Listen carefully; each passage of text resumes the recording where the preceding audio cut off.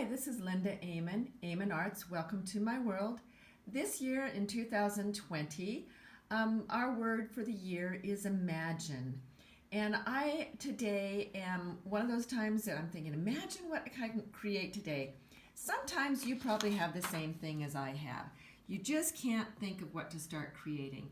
So I went to the store yesterday and I already have all these fabulous Graham paints.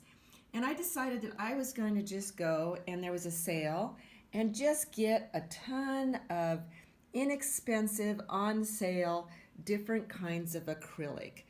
And I've got all colors. I even went to the paint store and had a color mixed up.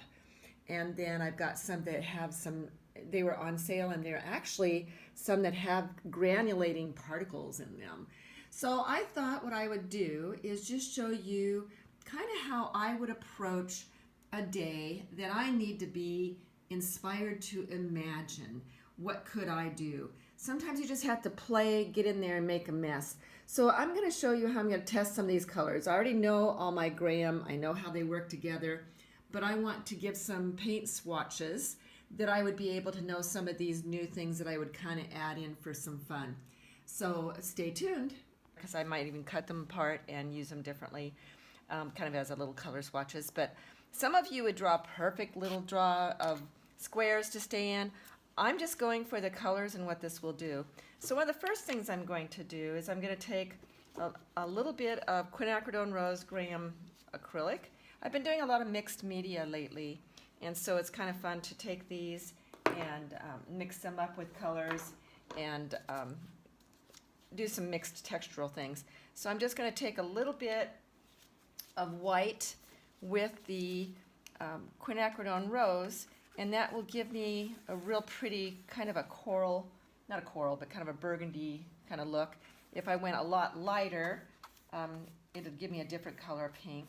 But right now I just want to see what that would do.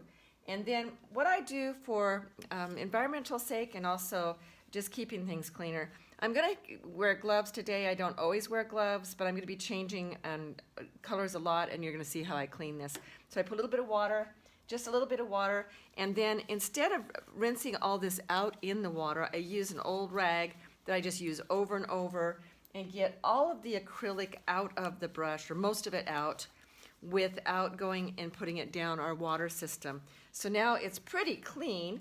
Then I can just rinse it out a little bit more and take the very last of it out and go to the next color.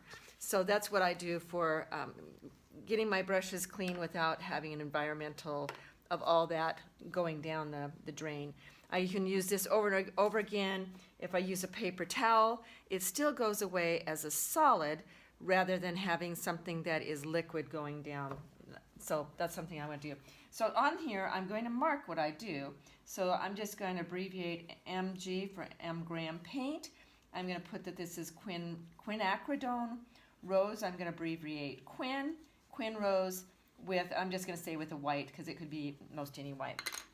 Then you're going to see that I kind of have a color thing going here where I decided to work with a lot of greens, reds, oranges, kind of with colors that I don't usually use. So some of these colors are going to be a little different. All right, so I'm going to go ahead and take this green here. It's kind of interesting. It's a textural. I'm going to take and shake it up a little bit. And when, we'll just open it, take that off. And you're going to see it has all this wonderful grit in this one. So it's quite an interesting paint. And I'm just going to go down inside I shook it already. I'm going to go down in here and just take a little sample. And you can see, look at all that grit.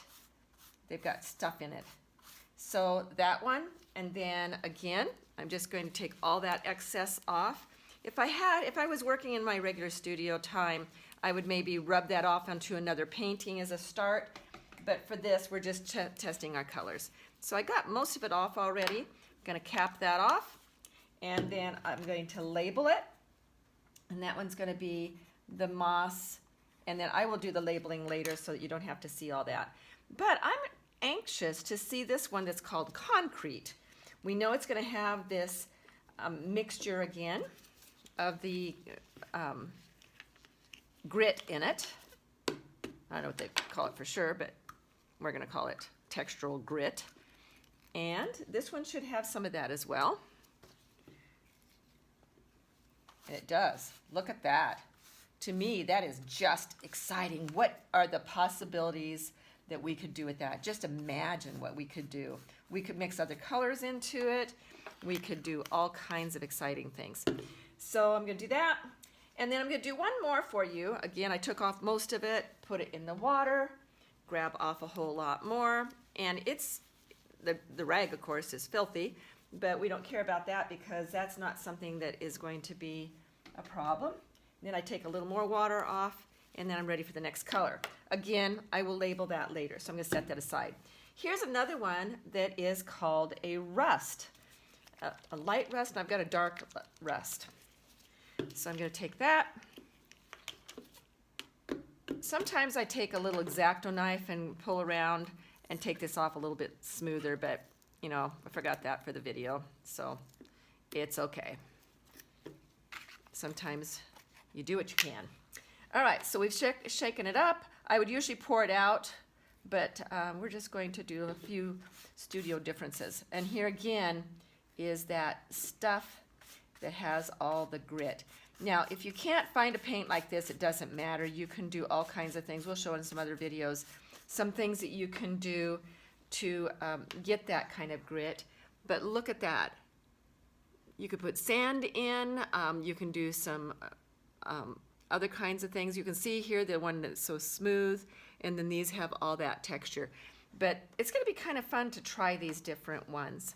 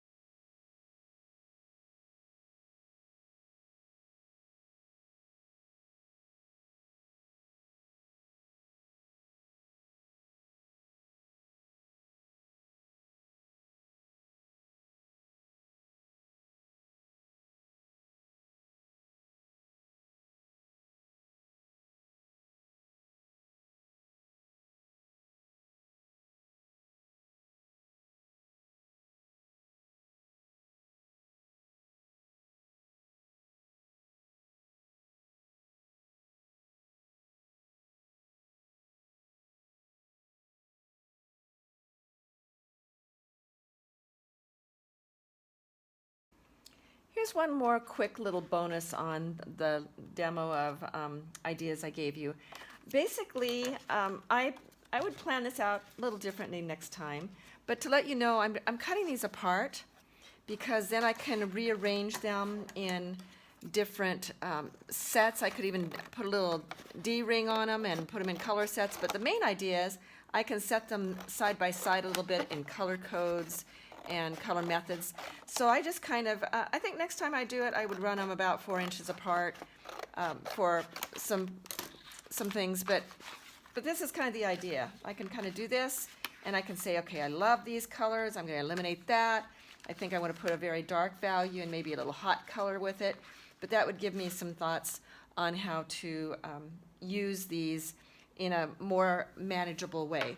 So I thought you'd like that little bonus section. Take care.